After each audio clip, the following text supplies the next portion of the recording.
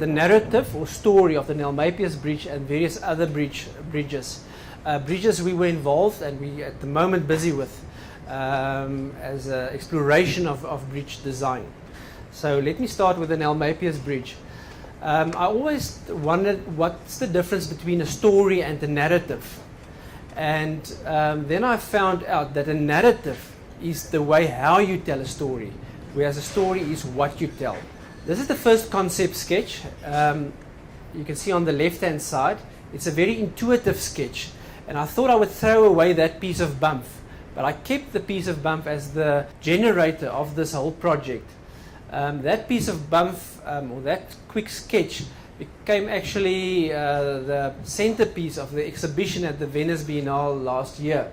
Again, the concept of origami that I've used, and as the concept was derived from a book that one of my younger sons bought on the art form of origami, and there I realized that there's a lot of potential in these shapes.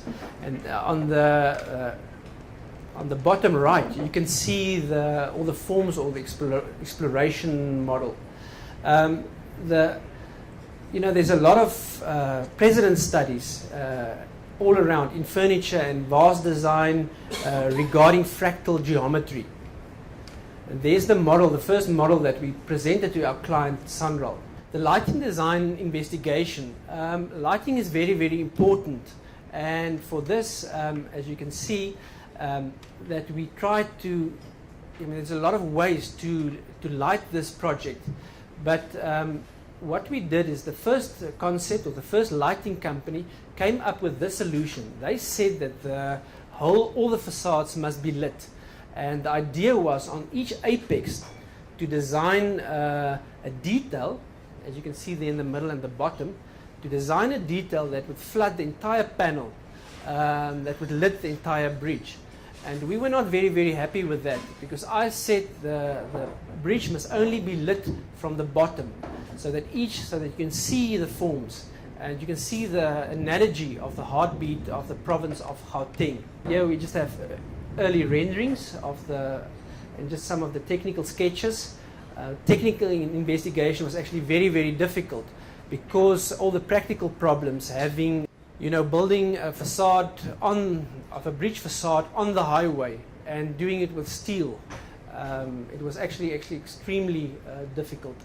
You can see just some of the technical details that we worked out, the fixings, but I'm not going into the fixings in detail. And here you can see in the factory, you can look at the scale of the project. Each panel, the bridge consists of 5 panels, prototypes, and two angles, and we used or organized them in a random fashion. Here we started to test the panels. You can see warm white, and in the end we decided to go for like a very bright white.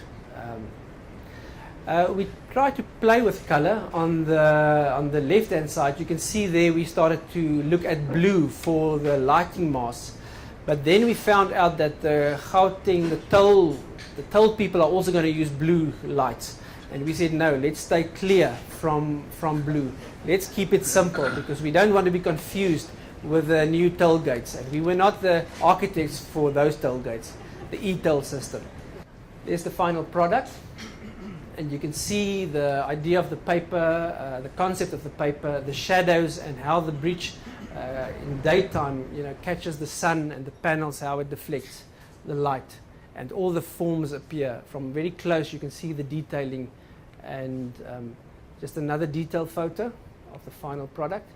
And then there's a night shot, because a bridge always, you've got people going over a bridge and people under a bridge. If you go over a bridge, you're a participant, and if you see a bridge in the distance, it's more of a gateway and a landmark.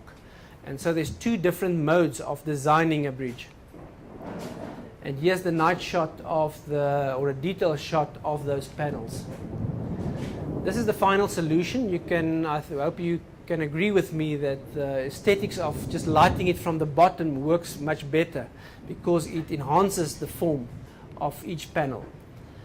And then we got this telephone call from the curators of the Traces of Centuries and Future Steps, the Global World's Art Foundation, and they said we should actually, they asked us to exhibit the bridge in Venice for the 2012 Venice Biennale at the Palazzo Bembo near the Rialto Bridge. And we said, sure, the bridge is not complete because they only saw sketches and designs.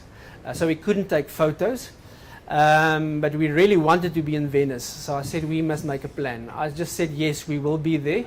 We contacted Sanral. We asked permission if we could go to Venice and if they would sponsor, because obviously shipping and all of that is not.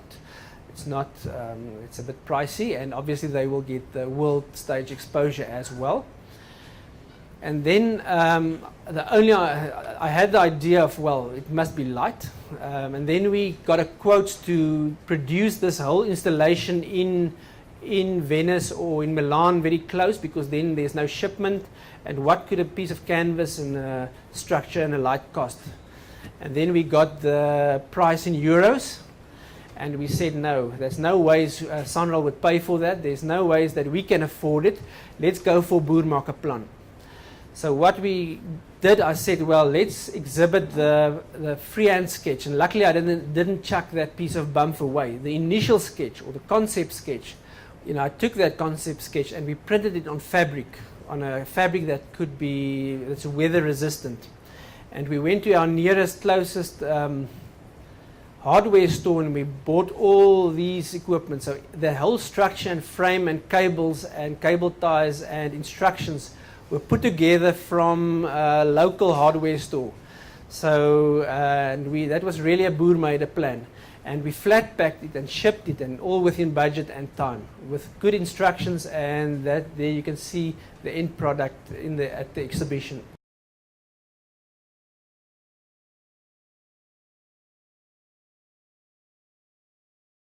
This is a bridge. Obviously, we're busy. This is not. It's still in the experimental phase. It's not to say that they are going to do it. I don't even know if I'm allowed to show it to you. But I think it's good to show you that different disciplines can come together. So we haven't got the green light for that. So on our own, we said we will help them to investigate what can be done. And there's a new bypass in Messina, and so when you enter from Zimbabwe, so it's a gateway to South Africa. And also this new bridge, the idea was, that's the first concept sketch, is to show a hand, and because you only need one center column. And then we started with looking at, you can see, from polystyrene and 3D printing to investigate if we can do a hand. And I think that could be very, very effective as a landmark and sculpture. So we brought in a sculptor, Angus Taylor, and he's going to help us to do this piece of sculpture when entering. That's very realistic, so obviously we want to do it a bit more abstract and a bit more simple, but to show you what could be done. This is another investigation, but because of the flow of forces, and obviously the engineers will understand, this was an idea because they said if you enter a country, like if you come from Mexico to America or whatever, you see these big, huge national flags. And we thought, so the brief was to investigate the flag.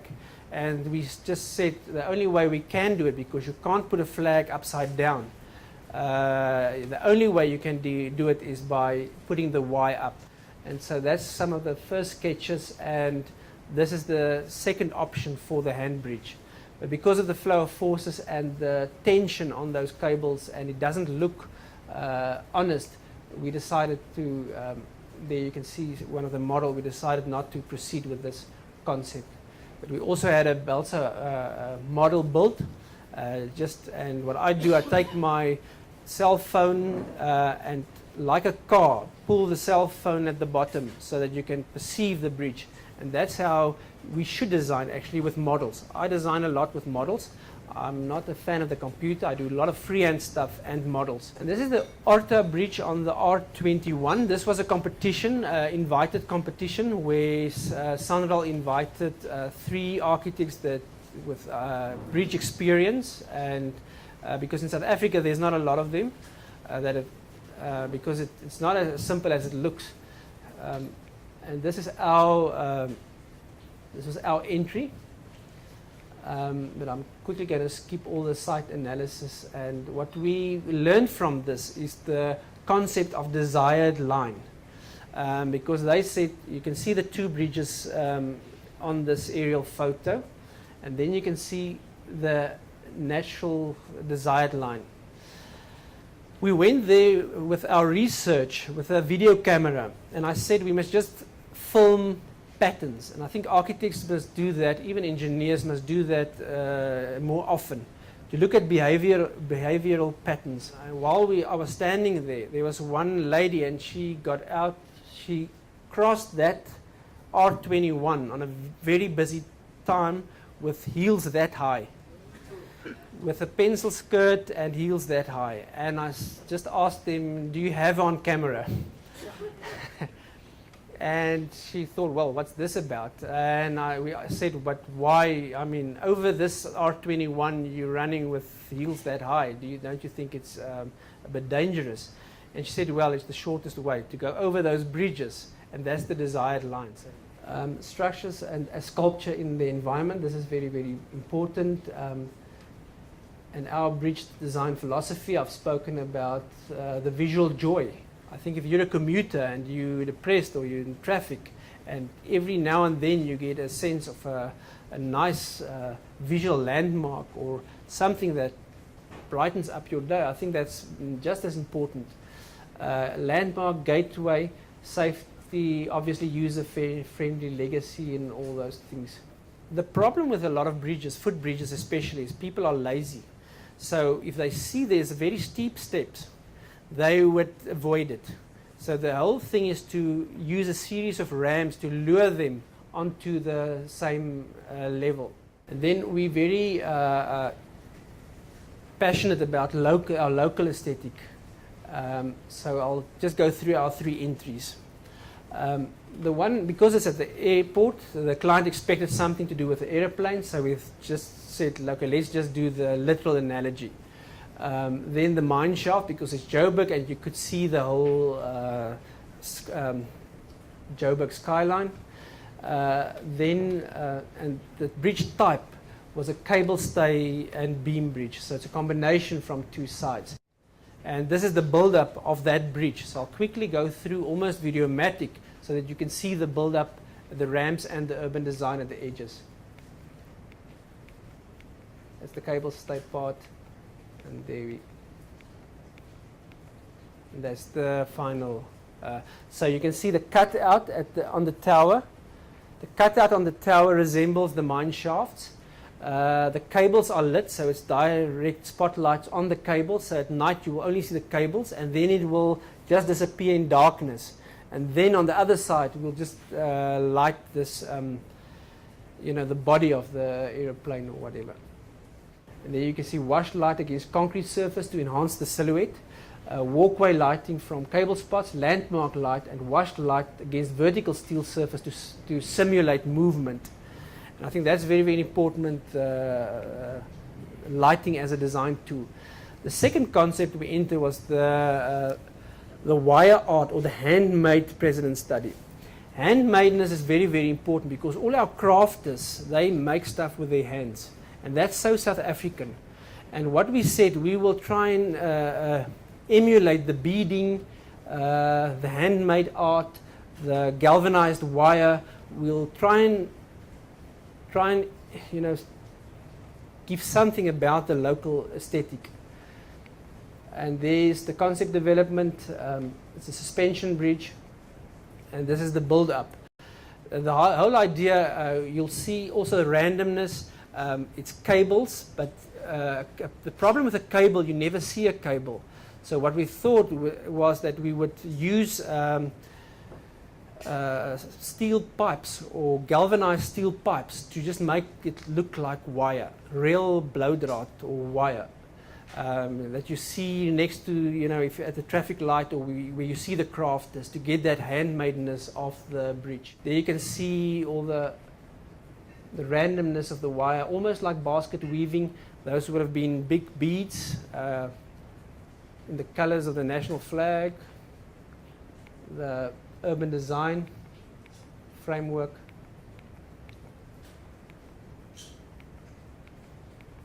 And there's the bridge at day and night.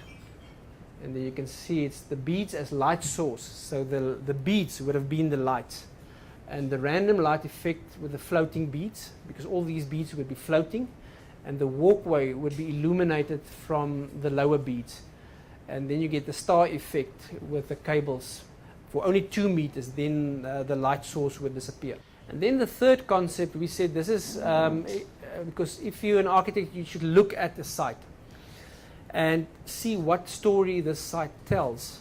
And with this concept, we saw that there's 2 bridges, and we asked them, why was there 2 bridges? Exactly the same. It's 2 pedestrian bridges. They're still there at the Ortia, and that's a remnant of apartheid. The one was for white people, and the one was for black people. And we said, but I mean, obviously, you know, with this new bridge, we said, blow them all down, take the rubble, and use the rubble to create a new bridge. And we called it bloodline because all our blood is red. And that's why we said red is a very, very positive and a very, very nice color in the grey landscape of Johannesburg. And the reference here was Strydom van der Merwe, the artist, land artist. I've got that picture in my boardroom. And the simplicity, because the message is very simple. It's a very simple, straight, there's no fancy stuff. We wanted to reduce it. It's a very reductive approach. Personally, I like this bridge. That's the color red, it's only the color red. And then the concrete at the bottom, we would have, all these messages would be imprinted. And there you can see some of the early concepts and the build-up of the bridge. You can see this red line is actually hovering above these 2 rubble heaps. That's the mounds, so that how you enter, you can see that labyrinth approach when entering, and it should be planted. Can be planted just to make the journey better. And at night, that's it, just the red line, as simple as that. A constant red light to emphasize linearity. And here with just a few other, this is the bridge in by the architect engineer Robert Maillard in 1936. Just look at the simplicity and by the same person. I mean, just look at that, just 2 lines, and how sparsely went used the concrete.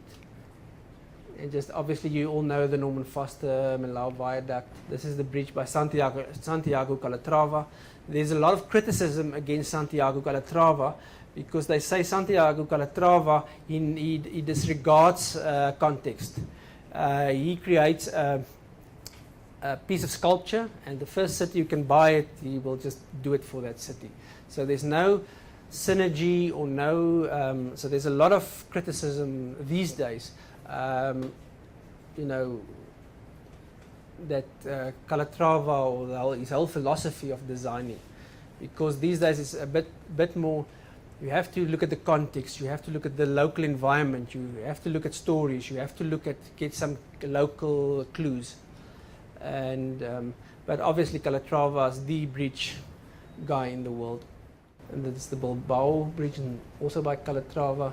And here was just a few other fun bridges just to show the creativity of bridge design. This is the bridge in Portugal of Arab. You can see also President studies we've used in, this is Brisbane, Australia. President studies we've used for the LMAY PS Bridge. And here with South African bridges, it's starting to get on. South Africa, this is by Professor Glenn Mills for Sanral. Cable style, that's the Orange Farm Bridge by Bogartman. And that's it. Thank you very much.